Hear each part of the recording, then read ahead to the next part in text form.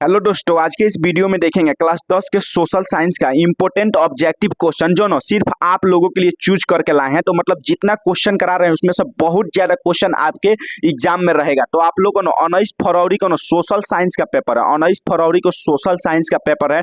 तो उसमें ना आप लोग का अधिकांश क्वेश्चन इसी वीडियो से रहेगा। तो आप लोग इस वीडियो को ना पूरा लास्ट तक देखिएगा।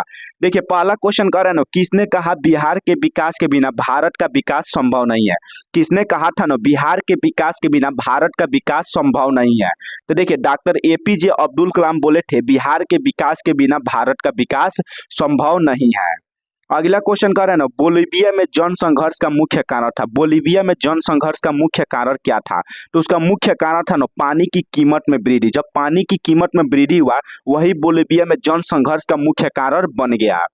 अगला क्वेश्चन कर रहे हैं ना, Tata iron and steel company की स्थापना किस वर्ष की गई थी। Tata iron and steel company की स्थापना कब किया गया था। तो इसकी स्थापना 1907 ईस्वी में किया गया था। कब किया गया था? 1907 ईस्वी में Tata iron and steel company की स्थापना की गई थी। अगला क्वेश्चन कर रहे हैं ना, गुटेनबर्ग का जन्म हुआ था। गुटेनबर्ग का जन्म कहाँ हुआ था। तो गुटेनबर्ग का जन्म ना जर्मनी में हुआ था। कहाँ पर हुआ था? जर्मनी में गुटेनबर्ग का जन्म हुआ था। अगला क्वेश्चन कह रहे हैं ना, वर्तमान में नेपाल की शासन प्रणाली क्या है। वर्तमान मतलब अभी, मतलब नेपाल में शासन व्यवस्था क्या है। तो अभी नेपाल में ना शासन व्यवस्था लोकतंत्र है, मतलब लोगों द्वारा शासन होता है। लोकतंत्र को हम लोग बोलते हैं लोगों द्वारा शासन होता है। अगला क्वेश्चन कर रहे हैं ना, वार एंड पीस किसकी रचना है। वार एंड पीस है ना, वह किनकी रचना है। तो वार एंड पीस नो लियो टालस्टॉय की रचना है। किनकी रचना है? लियो टालस्टॉय। ऑप्शन नंबर बी देखिएगा, लियो टालस्टॉय की यह रचना है। देखिए, आप लोग का जितना क्वेश्चन करा रहे हैं मतलब सब एग्जाम के लिए एकदम वीवीआई क्वेश्चन है। तो आप लोग चैनल को सब्सक्राइब कर लीजिएगा और वीडियो को ज्यादा से ज्यादा शेयर कीजिएगा। देखिए, अगला क्वेश्चन कर रहे हैं ना, किसने कहा संसाधन होते नहीं बनते हैं। किसने कहा था ना, संसाधन होते नहीं है उसको बनाया जाता है। तो इसको बोले थे जिमरमैन। जिमरमैन क्या बोले थे? संसाधन होते नहीं बनते हैं। अगला क्वेश्चन कर रहे हैं ना, सुनामी कहाँ आती है। सुनामी कहाँ आती है। तो सुनामी ना समुद्र में आती है। सुनामी कहाँ आती है? समुद्र में क्या आती है? सुनामी आती है। अगला क्वेश्चन कर रहे हैं ना, अंकोरवाट के मंदिर का निर्माण किस शासक के द्वारा करवाया गया। अंकोरवाट के मंदिर का निर्माण किस शासक के द्वारा कराया गया था। तो इसका निर्माण सूर्य वर्मा द्वितीय के द्वारा करवाया गया था। देखिए, अंकोरवाट का जो सूर्य मंदिर है ना, उसका निर्माण सूर्य वर्मा द्वितीय के द्वारा करवाया गया था।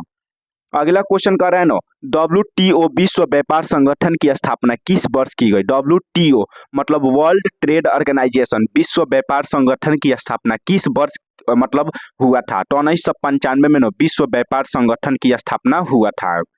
अगला आप लोग क्वेश्चन देखिएगा ना, सिखों के 10वें और अंतिम गुरु गोविंद सिंह का जन्म बिहार के किस नगर में हुआ था। देखिए, सिखों के 10वें और अंतिम गुरु गोविंद सिंह का जन्म बिहार के किस नगर में हुआ था। तो इनका जन्म ना पटना में हुआ था।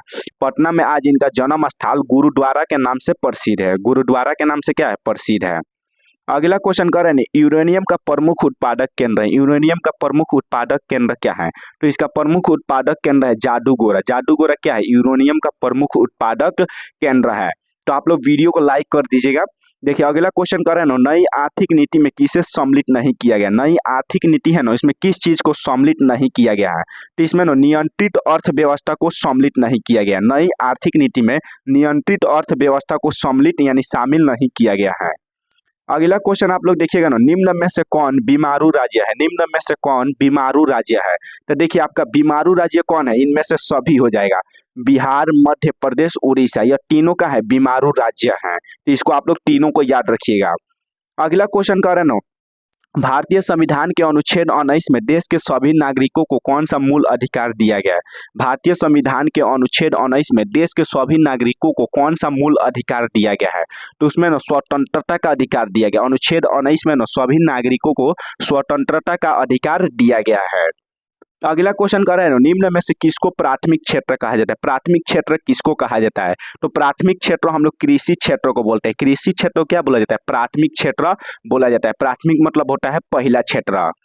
अगला क्वेश्चन है ना, टीपू सुल्तान शासक थे। टीपू सुल्तान कहाँ के शासक थे। टीपू सुल्तान मैसूर के शासक थे। कहाँ के शासक थे? मैसूर के शासक कौन थे? टीपू सुल्तान थे। तो इसको आप लोग याद रखिएगा। अगला क्वेश्चन कर रहे हैं ना, पंचायती राज व्यवस्था सर्वप्रथम किस राज्य में लागू किया गया था? पंचायती राज व्यवस्था को सर्वप्रथम किस राज्य में लागू किया गया था? तो इसको ना सबसे पहले राजस्थान में लागू किया गया था। कहाँ किया गया था? राजस्थान में ना सबसे पहले पंचायती राज व्यवस्था को लागू किया गया था। अगला क्वेश्चन कर रहे हैं ना, राजनीतिक दलों की मान्यता और उसका चिन्ह किसके द्वारा प्रदान किया जाता है? राजनीतिक दल होता है ना, उसका मान्यता और उसका जो चुनाव चिन्ह होता है किसके द्वारा प्रदान किया जाता है? तो इसको ना आप लोग जानते होंगे, निर्वाचन आयोग के द्वारा प्रदान किया जाता है। किनके द्वारा? निर्वाचन आयोग के द्वारा प्रदान किया जाता है।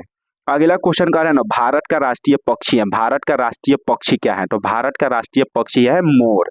भारत का राष्ट्रीय पक्षी क्या है? मोर है। आप लोग ये बहुत पहले से क्वेश्चन को जानते होंगे, भारत का राष्ट्रीय पक्षी मोर है। अगला क्वेश्चन कर रहे हैं ना, संचार का सबसे लोकप्रिय साधन है। संचार का सबसे लोकप्रिय साधन क्या है? तो देखिए, इस समय के जमाना में मतलब संचार का सबसे लोकप्रिय साधन क्या है? मोबाइल है। मतलब मोबाइल के द्वारा आज मतलब हम कोई भी समस्या को हल कर सकते हैं। मतलब किसी भी संदेश या मैसेज को दूर स्थान पर भेज सकते हैं, किसी भी चीज़ का फॉर्म अप्लाई कर सकते हैं, सब मतलब मोबाइल क्या हो गया? संचार का सबसे लोकप्रिय साधन हो गया है। अगला क्वेश्चन कर रहे हैं ना, अंतर्राष्ट्रीय महिला दिवस किस तिथि को मनाया जाता है? अंतर्राष्ट्रीय महिला दिवस किस तिथि को मनाया जाता है? तो यह 8 मार्च को मनाया जाता है। अंतर्राष्ट्रीय महिला दिवस 8 मार्च को मनाया जाता है। अगला क्वेश्चन कर रहे हैं ना, योजना आयोग को भंग कर कौन सा आयोग बना? योजना आयोग को भंग करके कौन सा आयोग बनाया गया था? तो इसको भंग करके ना नीति आयोग बनाया गया था। कौन सा आयोग बनाया गया था? नीति आयोग को बनाया गया था। अगला क्वेश्चन कर रहे हैं ना, लोकतंत्र की सफलता निर्भर करती है। लोकतंत्र की सफलता किस पर निर्भर करती है?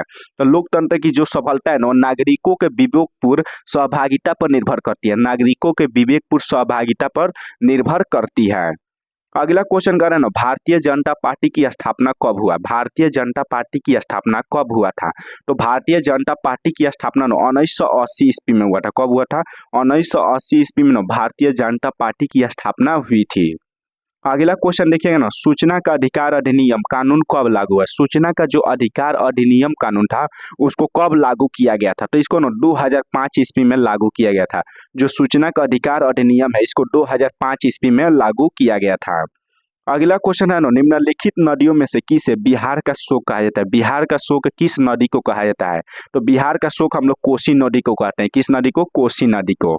अगला क्वेश्चन है ना, बृहद क्षेत्र में जल की उपस्थिति के कारण पृथ्वी को कहते हैं। देखिए, बृहद क्षेत्र मतलब होता है ना बहुत से मतलब भाग में जल की उपस्थिति के कारण पृथ्वी को क्या कहा जाता है?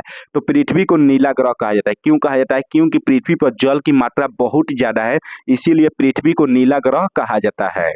अगला क्वेश्चन है ना, प्राथमिक ऊर्जा का उदाहरण कौन सा नहीं है? प्राथमिक ऊर्जा का उदाहरण कौन नहीं है?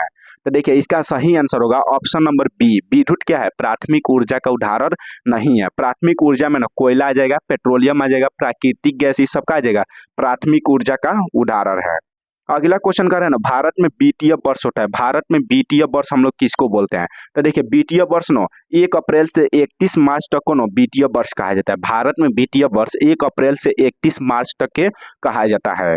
अगला क्वेश्चन देखिएगा ना, इनमें कौन सा संस्थागत वित्त का साधन है? इनमें से कौन संस्थागत वित्त का साधन है? मतलब संस्थागत वित्त का साधन कौन है? तो इसका सही आंसर होगा ना व्यावसायिक बैंक। व्यावसायिक बैंक क्या है? संस्थागत वित्त का साधन है।